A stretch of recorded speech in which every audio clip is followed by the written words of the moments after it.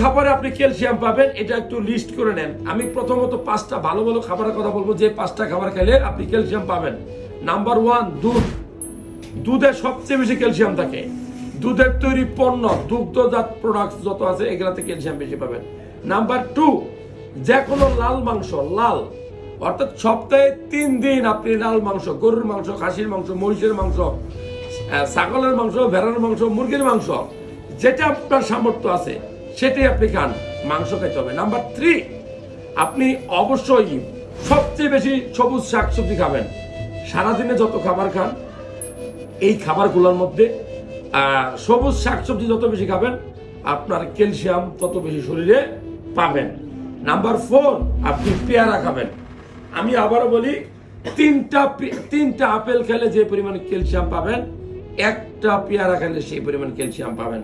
তাহলে দেশি ফল খান।